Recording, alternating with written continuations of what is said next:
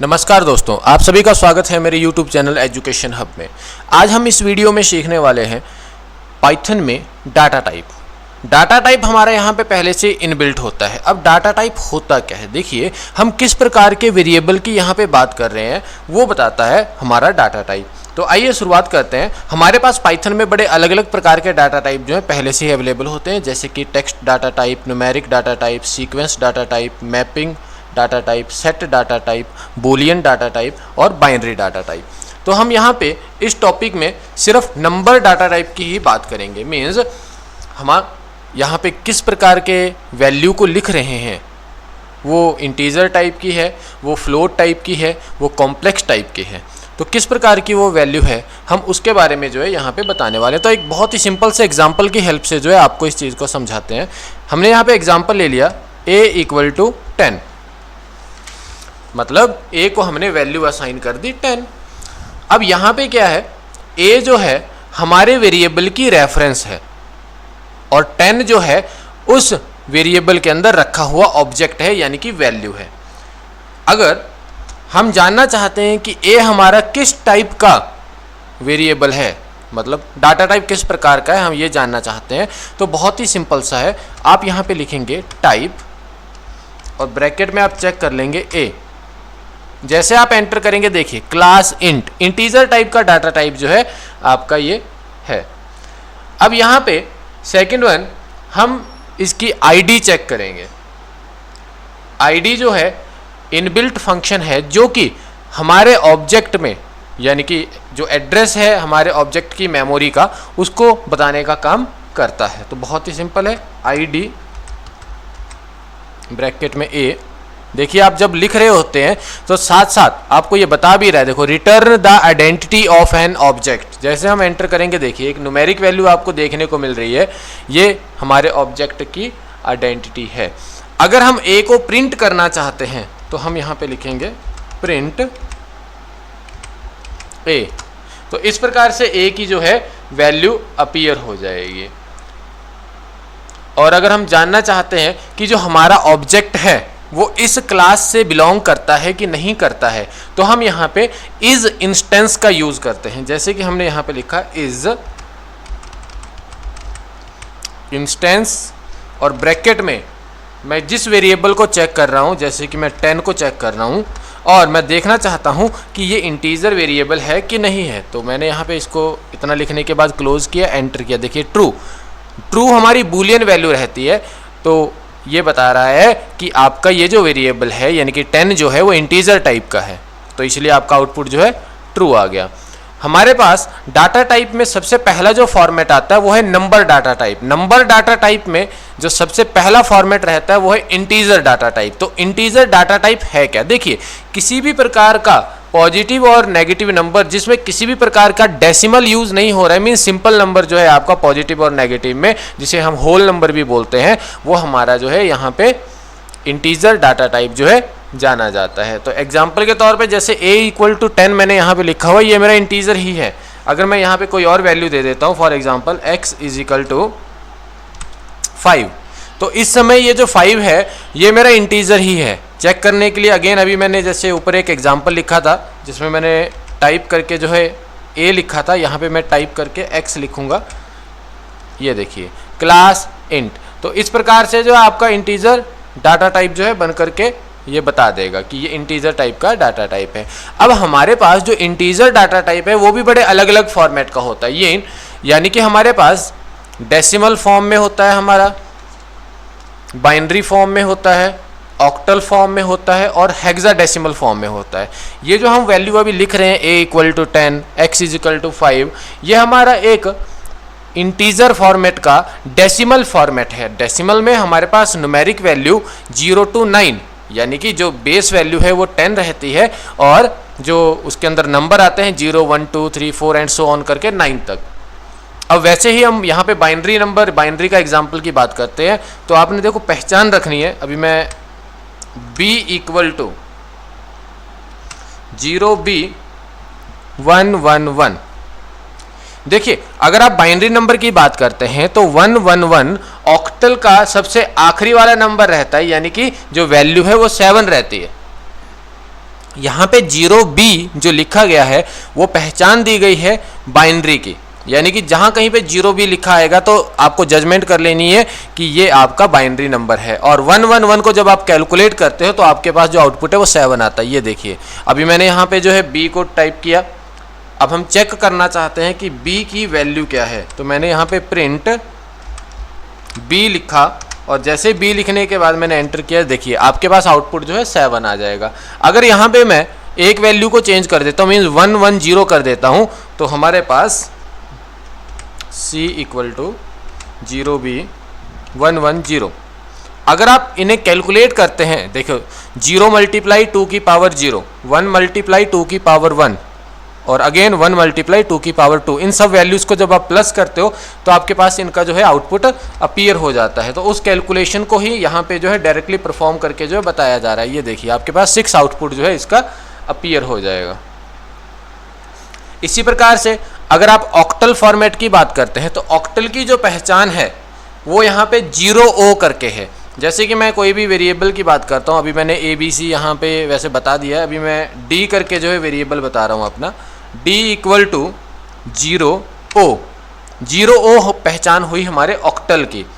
और 4 5 6 ये हमने एक नंबर वैल्यू जो है चूज़ कर दी। अब जैसे ही मैं इसे प्रिंट करूँगा, अब इसे कैलकुलेट करने का सीधा सा है कि आप 8 के साथ जो है मल्टीप्लाई करके जो है इस चीज़ को चेक करते हैं। तो मैंने यहाँ पे प्रिंट किया D को, तो आप यहाँ पे देखेंगे आपके आउटपुट जो है 302 अपीयर हो जाएगा। वैसे ही अगर हम हेक्साडेसिमल की बात करते हैं तो हेक्साडेसिमल की जो पहचान है वो है यहाँ पे 0x करके। हमने यहाँ पे न्यूमेरिक वैल्यू कोई बता दी, अगेन मैं x इक्वल टू करके लिख रहा हूँ, यहाँ पे कोई भी मैंने वैल्यू जो है 0x करके बता दी, यानी कि पहचान हो गई हमारी हेक्साडेसिमल की। अब हेक्साडेसिमल में क्या रहता है कि 0 to 9 and A to F जो अल्फ़ाबेट्स हैं उनका यूज़ होता है। मीन्स हम जो है यहाँ पे पर्टिकुलर जो भी वैल्यू देंगे उसमें 0x के बाद हम अल्फ़ाबेटिक A to F तक का यूज़ कर सकते हैं और न्यूमेरिक वैल्यू 0 to 9 का यूज़ कर सकते हैं। तो मैंने यहाँ पे एक सिंपल सा वैल्यू जो है आपका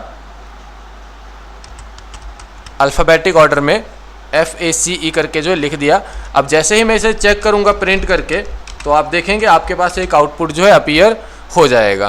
तो आपके पास इस प्रकार से जो है इसका आंसर आ रहा है। यह है हमारा इंटीजर टाइप, यानी कि इंटीजर डाटा टाइप। अगर हम पर्टिकुलर यहाँ पे फ्लोट डाटा टाइप की बात करते हैं, फ्लोट डाटा टाइप जिसमें हमारा जो वेरिएबल है वो डेसिमल फॉर्मेट में रहता है। मीन्स अगर हमारी वैल्यू अभी तक 6 थी तो वो हमारा इंटीजर था, लेकिन अगर वो 6.6 या 6.123 जो भी वैल्यू बनती है, अगर पॉइंट के बात आ रही है तो वो हमारी फ्लोट वैल्यू जो है कहलाती है। जैसे कि हम एग्जाम्पल में f इक्वल टू 10.5 लिख रहे हैं। अब मैं चेक करूंगा यहाँ पे कि ये किस प्रकार का जो है वेरिएबल है। तो मैंने यहाँ पे लिखा टाइप ब्रैकेट में f। जैसे हम एंटर करेंगे, देखिए क्लास फ्लोट, ये हमारा जो है फ्लोट वैल्यू है।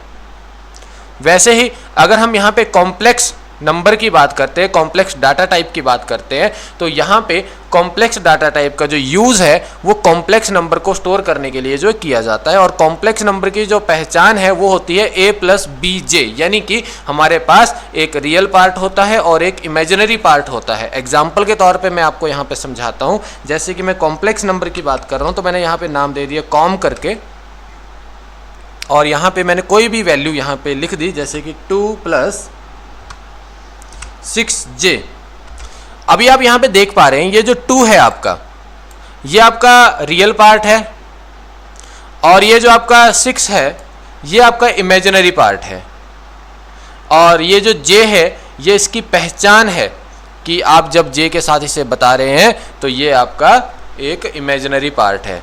अब इसको अगर हम लिख रहे हैं, जैसे कि हमने ये वैल्यू लिख दी और एंटर किया, तो ये हमारा एक कॉम्प्लेक्स नंबर जो है आ चुका है। आप चेक कर सकते हैं, टाइप लिखने के बाद आप ब्रैकेट में कॉम लिखेंगे और एंटर करेंगे, देखिए तो आपको ये बताएगा कि आपका जो है कॉम्प्लेक्स नंबर जो है। अब आपका जो कॉम्प्लेक्स नंबर है, आपको कुछ चीज़ों का यहाँ पे ध्यान देना होता है।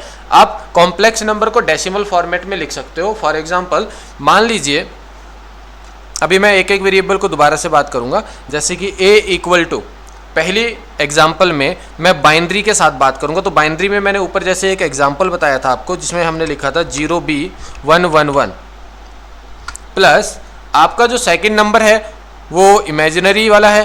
तो आपने जैसे कि अभी एक 10.5 करके एक एग्जाम्पल पहले लिखा था और मैंने J लगा दिया। जैसे मैंने एंटर किया तो मेरे पास कोई एरर मैसेज नहीं आया। एरर मैसेज नहीं आने का मतलब है कि आपका जो आउटपुट है वो सही है। यहाँ पे प्रिंट ब्रैकेट में A करके आप लिखेंगे तो ये देखिए आपका जो आउटपुट है वो इस प्रकार से आ जाएगा।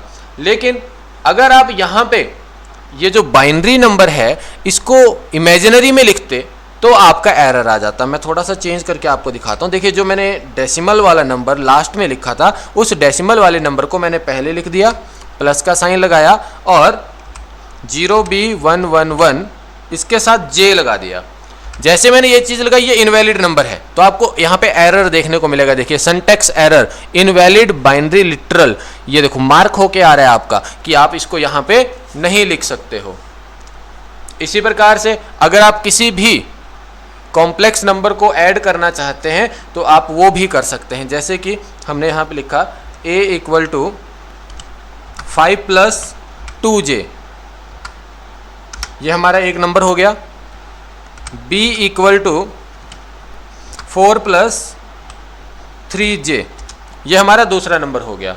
अगर आप यहाँ पे a और b को प्लस करना चाहते हो या आप सिंपल ये चाहते हो कि इसमें इमेजिनरी पोर्शन कौन सा है और रियल पोर्शन कौन सा है तो आप वो अगर चेक करना चाहते हो, देखो a.real इतना लिखने के बाद आपने एंटर किया तो आपका a में जो है रियल नंबर 5 है। और वहीं पे अगर आप इमेजिनरी को चेक करना चाहते हो a.imag, ये देखिए इमेजिनरी पोर्शन आपका 2 था तो 2.0 करके आ गया।